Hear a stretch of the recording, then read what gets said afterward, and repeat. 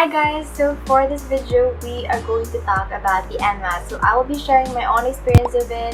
I will be sharing tips on how to study for the NMAT, and I will be sharing tips again on what you should and should not do the day before and during the NMAT exam. So first, what is NMAT? NMAT, or the National Medical Admission Test, is a test that you are required to take if you are planning to pursue medicine. So upon taking the NMAT, you're gonna have your percentile score. So this percentile score will determine which school you will be qualified to enter, because each med school has its own NMAT requirement, and you have to suffice that NMAT requirement for you to be qualified in their med school.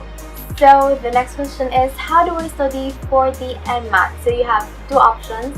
You could either self-study or you could enroll in a review center. Both has its pros and cons. For example, for the review center, a good thing about this is, of course, you are going to go through the coverage of the NMAT, and they will be giving you tips, they will be giving you shortcuts, which I think is very important because the NMAT is really time pressured. And syempre, ang con nito, it's not free. Based from the website of the review center that I just checked, it costs like 10,000, pero the other one costs around 4 or 5, so I'm not sure. Just go check it out. It's just for you to have an idea that it does cost.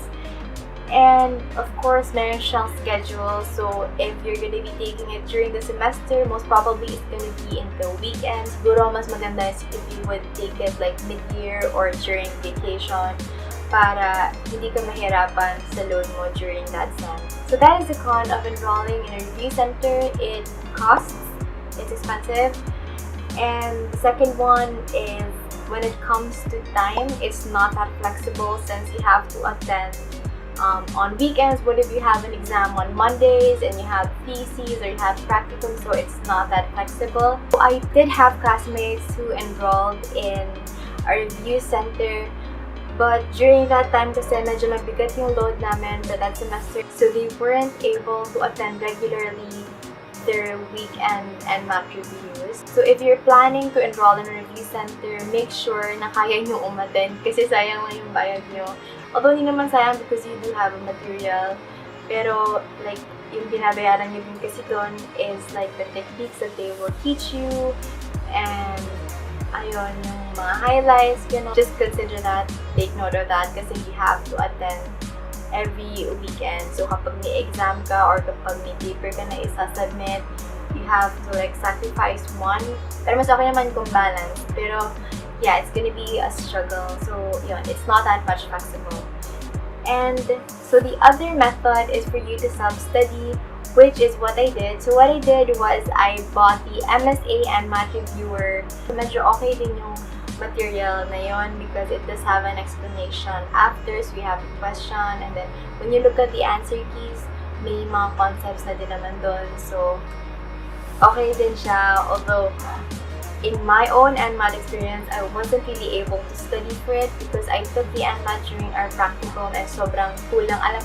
I know that I should have done better. Pero upon my first take of the NMAT, okay naman siya, and it was enough to get me into the med school that I was aiming for, as well as getting me into a scholarship. If I were to take the NMAT again, what I would advise you to do is, if you are planning to go and enroll in a review center, take it during the midterm or during, like, I don't know if they have a schedule on December or January, or you could take it in the summer. And so attend to it kasi I think it's like Mondays to Fridays. So just take notes and get all of the information that you could get. Para during the semester, you are just gonna go pass through it, like review na lang, and then answer. So you have control over the time. And once na na-release yun ng STEM, yung practice set, go ahead and answer it kasi most probably the concepts na kasama sa practice set, doon lang din umiikot yung mismong NMAT. So that is my advice if you want to enroll in a review center. For self-studying naman, my advice is somehow similar. So mag-aral na kayo vacation before For example, kasi NMAT is taken twice a year. It can either be taken in April or during October. So kung mag-take kayo during April, study already on December and January. Or kung mag-take kayo in October, study already on June, July. Para light na aral na lang afterwards. Get your own material. You can borrow materials from your friends or whatsoever and study it. And then also 1 week before or by the time that SEM has released the practice set, answer it as well. While studying for the NMAT, focus on your weaknesses. So kung nahirapan kayo sa physics, well then go ahead and give more time to that subject. Or if you're having a problem with mathematics, science, verbal, just focus on your weaknesses. Kahit yung medyo alam nyo na, kahit pasadahan nyo na lang siya. For the day before the exam, prepare for all the things na dadalhin mo on the examination date. So, it's written naman on their website kung ano yung mga allowed and not allowed. And huwag na kayo mag-aral, guys. Mag-chill na lang kayo. Like, go out with family, go out with friends. Kasi if you're still gonna be studying, baka ma-pressure pa kayo. And if fear pressure would consume you, mahirapan pa kayo magsagot for the exam. Kasi patong pa doon, na time pressure siya, ganyan. So, gusto natin na chill lang tayo the day before the exam and during the exam. Kasi magbibigay din ang pressure yung time. And then, during the exam, syempre, number 1 is to be early. Kasi hanapin nyo pa yung building nyo. And then, kung magbe-breakfast pa kayo doon, tapos magpa-parking pa kayo para less hassle. And, ayun, chill day lang din. You know. During my time, I was with my dad. And, of course, we were early. And, ayun, hinanap muna namin yung building na pag-e-examan. And then, after that, we had our breakfast. So, may mga food stalls naman doon. May food court, meron ding fast foods. So, I looked for that one first. So, yun, after looking for the building kung saan ako mag-exam, we had our breakfast. And, ayun, another advice is do not overeat or undereat. Just eat yung saktong amount na mabubusog kayo and hindi kayo magugutom during the exam. Pero at the same time, do not overeat kasi baka makipay chan nyo or what. So, yeah.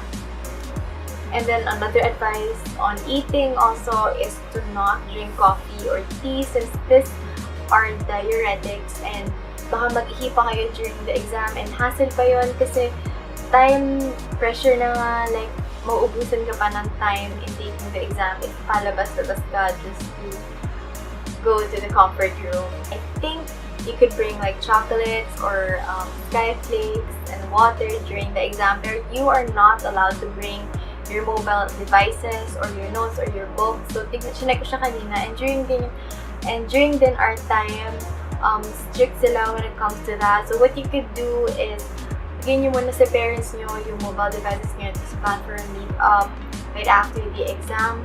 And during the time na nag-exam ako, so we were taking our exam. So, pag nasa room na kayo, listen to your proctor kasi sasabihin niya naman yung mga dapat yung gawin and they would orient you and strict pa sila, guys. And there was a test taker na kasabay ko na nakalimutan niyang iwan yung cellphone niya sa parent niya. So, he had his phone in his pocket during the examination and he was called out. So, I don't know what happened after that, pero I think you're not allowed to take the NMAT again. Basta just obey the rules that they're giving you kasi, ayun, stricto sila. Ayan, waiting game na. Just, during those times, just keep praying, guys. Just be in faith and claim nyo na yung gusto nyo yung grades. And if ever na makuha nyo yung grades na gusto nyo, congrats.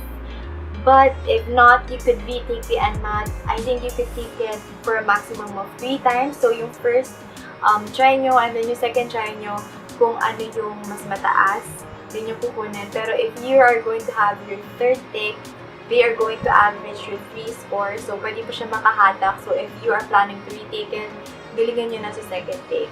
I think that is it.